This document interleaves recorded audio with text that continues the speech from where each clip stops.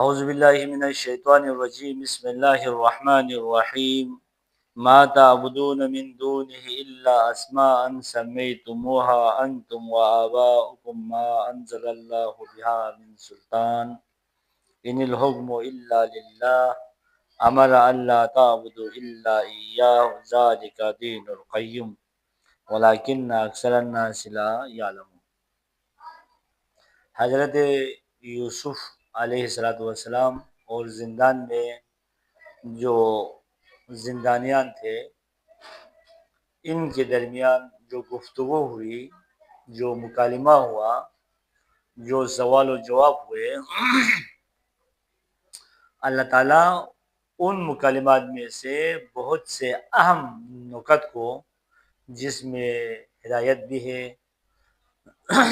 جس میں عبرت بھی ہے، جس میں انداز تبلیغ بھی ہے، جس میں ہدایت بھی ہے، اور جس میں ایک بلند منزل کی طرف حرکت بھی ہے، ان کو یہاں بیان فرما رہا ہے۔ ورنہ حضرت یوسف علیہ السلام زندان میں تقریباً 10-14 سال رہے، تقریباً اختلاف ہے اوقات کی۔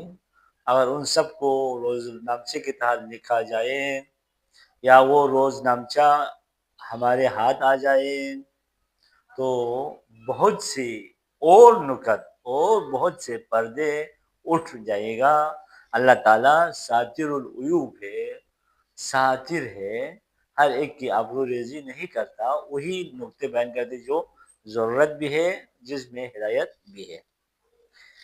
جب حضرت یوسف علیہ السلام نے عرض کیا میں عبادت کرتا ہوں ایک ایسے ملت کی، میں تابعدار ہوں جو میرا آبا ہے، ابراہیم ہے، اسحاق ہے، یعقوب ہے، ہم شرک نہیں کرتے اور ہم واحد قہار کی پرستش کرتے ہیں۔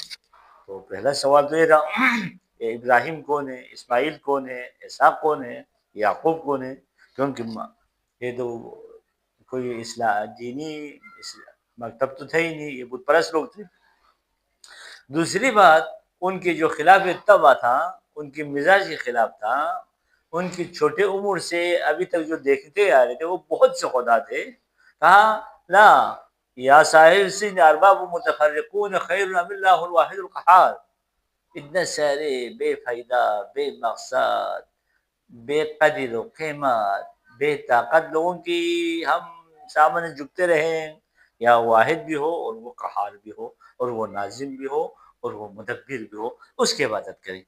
تو یہاں سے جو تبلیغ ہے، پہلا مکتب ہے، پہلا مدرسہ ہے، اس زمانے میں بھی تو ایسے تھا، اور یہ بہت عرصے پہلے تک یہ چلتا تھا ہمارے علاقوں میں بھی، کہ جو تعلیم کا جو سسٹم تھا وہ 4 دیوار کے اندر سے باہر ہوتا تھا۔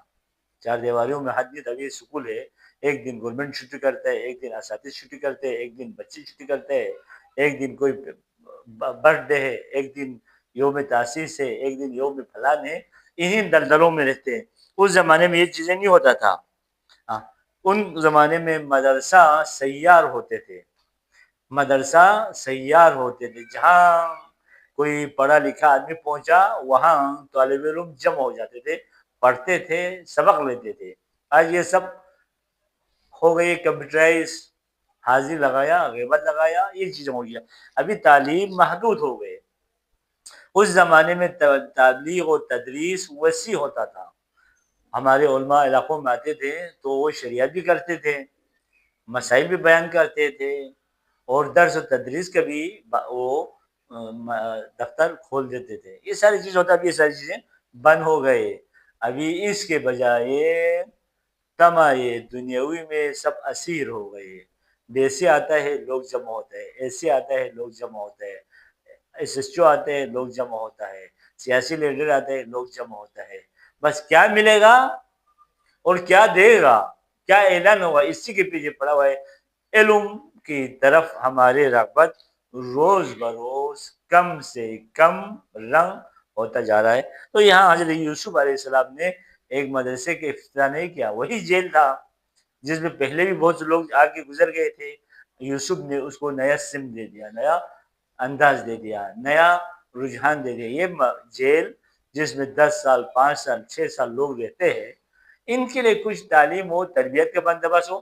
تو سب سے اہم چیز اس زمانے میں کیا تھا؟ بت پرستی تھے، مشرکانہ حرکتیں تھی، اخلاقی لحاظ سے پستی تھا۔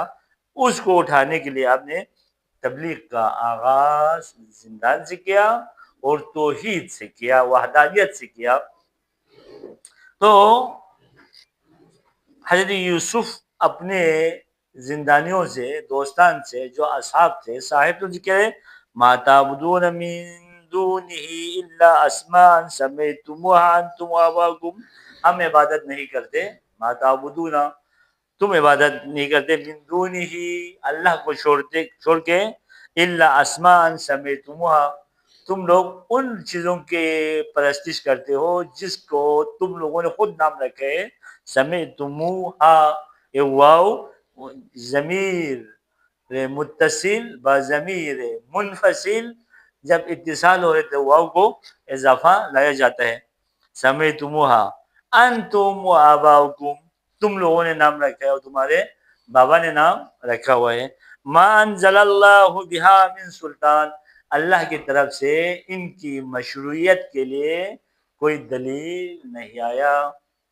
ہمارے معاشرے میں، ہمارے دوستان میں سے بعض اس وقت ہر جگہ شرک کی بات کر رہے، اللہ کو چھوڑ کے باقیوں کی اطاعت کرنا، باقیوں کی مطابقت کرنا، یہ شرک۔ یہاں جب قرآن فرماتے ہیں ما تعبدون من دونه الا اسماء سمیتموها انتم وآباؤکم، تم لوگوں نے نام رکھا ہے، تم لوگوں نے اس کو خدا بنایا ہے۔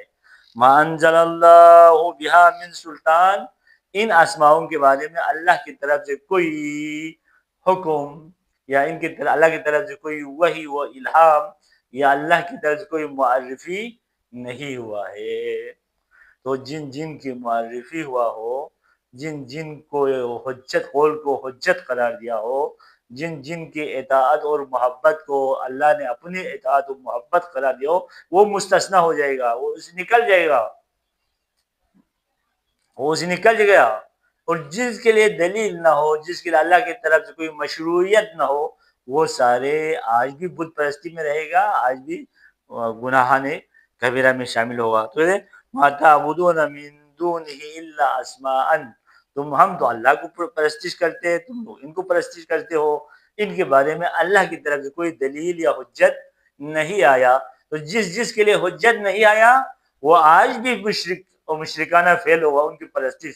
جن کے لیے حجت آیا، دلیل آیا، حکم ہوا اللہ کی طرف سے، ان کی پیروی کرو، ان کے نقش قدم پہ چلو، ان کی سیر عملی کو اپنا لو، ان سے ہدایت لے لو، ان سے دعا و دم لے لو، ان سے اپنے عاقبت بالخیر لے لو، یہ ہے حجت۔ اور یہ بدعت نہیں ہے، یہ عین توحید ہے، یہ عین وحدانیت ہے، یہ عین اطاعت الہی ہے۔ الا اسماء سمیتموها انتم وآباؤکم ما انزل اللہ بہا من سلطان ان الحکم الا للہ، ہم حکم لیتے ہیں تو اللہ سے ہی لیتے ہیں، ہم امر لیتے ہیں تو اللہ ہی سے لیتے ہیں، ہم نہیں لیتے تو اللہ ہی سے نہیں لیتے، ہم اخلاقیات لیتے ہیں تو اللہ کے حکم سے ہی لیتے ہیں، اور ان لوگوں سے لیتے ہیں جن کے بارے میں اللہ نے برہان قائم کیا اطاعت کرنے کی۔ ابراہیم سے لیتے ہیں، اسماعیل سے لیتے ہیں، اسحاق سے لیتے ہیں، یعقوب سے لیتے ہیں۔ تو یہ مشرکانہ فعل نہیں ہے، یہ انہیں عبادت ہے۔